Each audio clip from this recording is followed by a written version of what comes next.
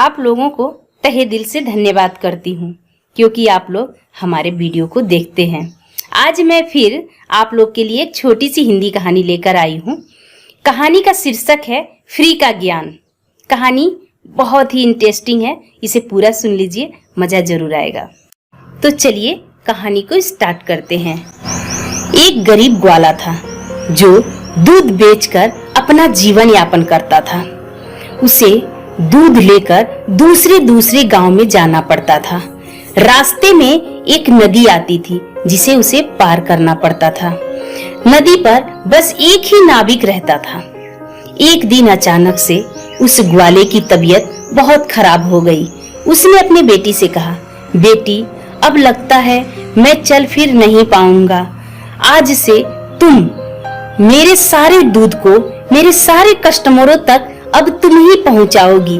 उसकी बेटी ने कहा, ठीक है पापा, कोई बात नहीं। उस दिन से उसकी छोटी सी बेटी सारे दूध को लेकर उसके कस्टमर तक पहुंचाती थी। उन कस्टमरों में एक पंडित जी थे जो इसके कच्चे दूध से भगवान का अभिषेक करते थे, उसके बाद ही वो खाना खाते थे।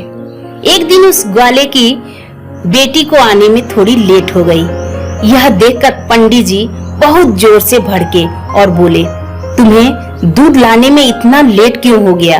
तुम्हें नहीं पता कि हम पहले भगवान को अभिषेक करते हैं, उसके बाद ही खाना खाते हैं। बताओ इतना लेट से खाना कौन खाता है? लड़की ने कहा, पंडित जी आपको तो पता ही है, हम जिस रास्ते से आते हैं उस रास्ते में एक नदी पड़ती है और उस नदी पर एक ही नाविक है।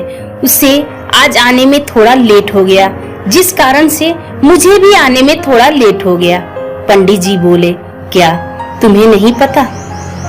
लोग तो भगवान का नाम जपते जपते बड़े बड़े समुद्र पार कर जाते हैं और तुम एक छोटा सा नदी पार नहीं कर सकती। इस बात को लड़की ने बड़े गौर से सुना और बहुत सीरियस ले लिया।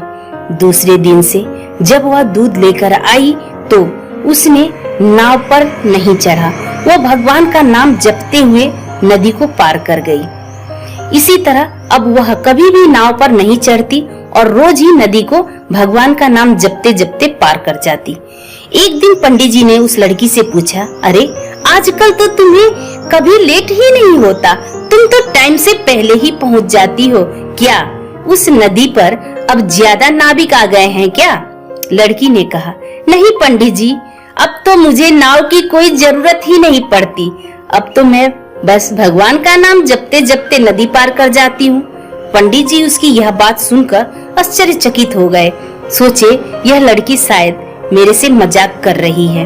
बोले, देखो तुम नहीं जानती, तुम एक पंडित के साथ ऐसा भद्र मजाक कर रही हो। लड़की ने कहा, नहीं पंडित जी, ये तो आप ही ने कहा था कि भगवान का नाम जपते जपते लोग समुद्र पार कर जाते हैं, तो मैं तो बस एक नदी पार कर रही हूँ, इसमें मैं आपसे मजाक क्या कर रही हूँ? पंडित जी बोले, तो चलो तो मुझे दिखाओ कि तुम भगवान का नाम जपते जपते नदी कैसे पार कर लेती हो। लड़की ने कहा, तो चलिए। पंडित जी और लड़की दोनों नदी पर गए। पंडित जी ने कहा, ठीक है, तुम पानी पे चल के मुझे दिखाओ। लड़की भगवान का नाम जपते जपते पानी पर चलने लगी। यह सब पंडित जी पीछे से देख रहे थे। वह भी उस पानी पर चलने लगे। जैसे ही वह पानी में अपना पैर डाले, वो छपाक से नदी के अंदर गिर गए। तब लड़की मुड़कर पीछे देखी और बोली, पंडित जी लगता है आपने भगवान का नाम जपना भूल गए, आप जल्दी जल्दी भगवान का नाम जपिए। लड़की, पंडित जी भगवान का नाम जपिए, पंडित जी भगवान का नाम जपिए बोलते हुए नदी पार करती जा रही थी। और पंडित जी उस लड़की को अबाक होकर देखते जा रहे थे और सोच रहे थे, मैंने तो यूं ही मजाक में उस लड़की से कह दिया था कि भगवान का नाम जपते जपते लोग समुद्र पार कर जाते हैं, लेकिन मैंने कभी भगवान पे भरोसा नहीं किया। इसलिए तो कहा जाता है, कथनी और करनी में बहुत अंतर होता है।